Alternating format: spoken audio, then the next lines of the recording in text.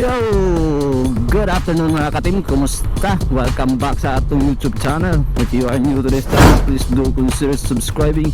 Hit the notification bell button para every time na kami upload is isa ka sa mga update. Alright, so for today's video mga ka-team, atong i-review ang quality sa akong na-purchase sa online nga TRS mic sa atong GoPro Hero 7 Black with GoPro mic adapter. Before nato nisugdan natong vlog karon, let's play our intro. Alright, let's go.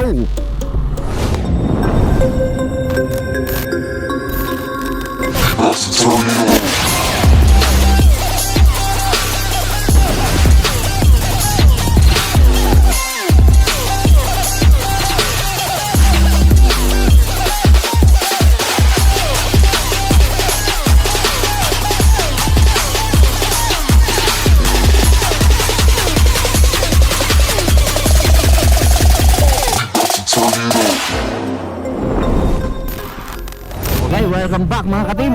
So today is Saturday afternoon. Dagong hopefully dili na mo one kay mabasa tong GoPro. Alright, back to the topic. So na-purchase na ning TRS generic mic is sa online shop, specifically sa Shopee. Ang name sa ilang online shop is ang Technozero. Alright, so shout out sa Technozero for very good quality sa pag-ship sa TRS mic ang gi-order. Very safety ang item kay naka-bubble wrap and sealed na sealed. Alright, so thank you, shout out balik sa Technozero. So mo na itong first time nga ma-test ni nga mic, TRS mic.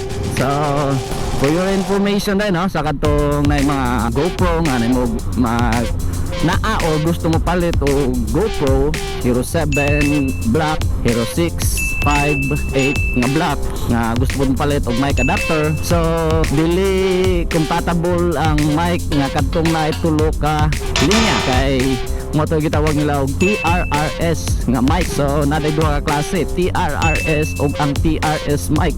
So ang compatible sa atong GoPro mic adapter ug sa atong GoPro Hero 7 856 is ang TRS katong duha ra ka linya nga mic. So natuo ko og mugana tong katong gigamit na sa kanang cellphone kay sa una sa mga previous nga videos is ang akong gamit pag moto vlog is ang Hero 7 Black na ho og ang phone for audio. Nag-separate ko og record sa audio and then sa editing na ho ipang sync ang video og ang audio. So this time wa na ni sync mao na ni siya ratsada na ni. So ang advantage niya is less hassle na para pag edit, pag connect og natay rights dili na hassle na tamalangan connect kaning cellphone, connect kaning video, record daw sa cellphone, di ba? It takes time and hassle jud kadto. And usa pa is daghan kadto mga wire sa atong lawas. Ang kuti kadto. So karon is intact na tanan, di na sa helmet, goods na tanan, naka-setup na tanan. So thank you balik sa Technozero. So kung nakita ninyo sa atong Facebook page sa Jameleen Official, kung nag-follow mo, wa pa mo ka-follow, follow and like our Facebook page Jameleen Official. So dito nag-post ko dito like 30 minutes ago na atong i-review ang moto vlogging setup na isa-isa. Mo na ang first nga review na to, personal insight na o nindot ba ang quality ng TRS. So naman po yung mga nindot ka nga quality nga maka-assure juga nga nindot siya ang output niya. So matong mga mic nga mahalon katong Buya MM1 ba to nga mic.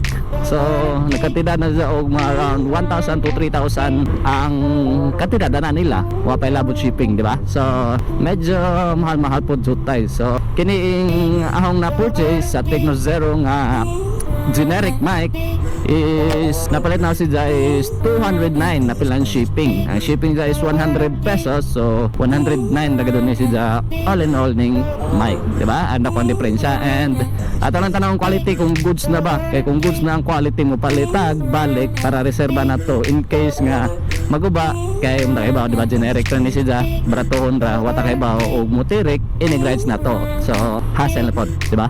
So mato man itong first review. Alright, so upfront nasi may labda nag-drive sa ilang XRM 125. Kauban na isang lola na malengke gikan palit ko kani. Okay. Then shout out kay Sunway Onat. Alright, shout out. Parang daghanang pitik sa Colonia last ride. Alright. There we go. And shout out po kay Nakromoto ba to? Nakromoto from Germany. Nakromoto of Germany. Nagsige rin na si Dagtanaw sa atong videos. Thank you. So atong suportahan na gidang channel Nakromoto. Akong ipapabili sa screen agidang channel Nakromoto. Guwa ko man sa job. Alright, from Germany. Thank you sa pagsuporta sa atong channel. Alright. So imbiyahe taron from Sugod, Zone 5 to Ibudibud. Tarang gibanan sa my love pagpauli. And then dito na sa ilaha mag-edit aning atong review sa mic o goods ba ang quality niya. Alright. Kana nag alright. And also shout out kay Sabaw Vlog of Libagon, President of LURC. Alright, shout out Sabaw Vlog. More subscribers, viewers to come. Follow and subscribe to his YouTube channel. How pong ipap-up diriya ang itang YouTube channel and Facebook page. Na by Facebook page si pas Sabaw Vlog, murag na apa po. Ako na lang pagkitaon and then akong ipap-up diri sa screen. Alright, so here we are at Barangay Ibudibud. Lubag.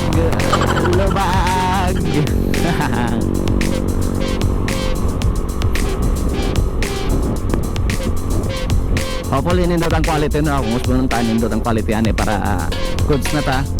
Okay ang quality na yung purchase ta balik duha or tulo nga na para sa reserva na to, di ba? Okay. Tamo abot sa atong destination.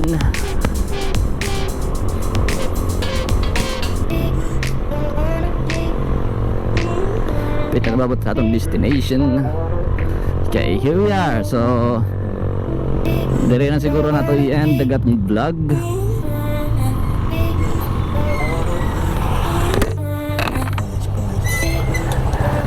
Ato na tindahan ibutang kay mawanan. Ato na tindahan ibutang kay mawanan. Dito? Ala.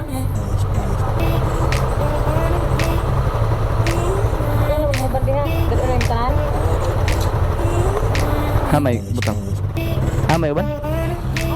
Oo. Dito na lang. Tindahan. Sa simbahan na lang. Medyo parkinganan.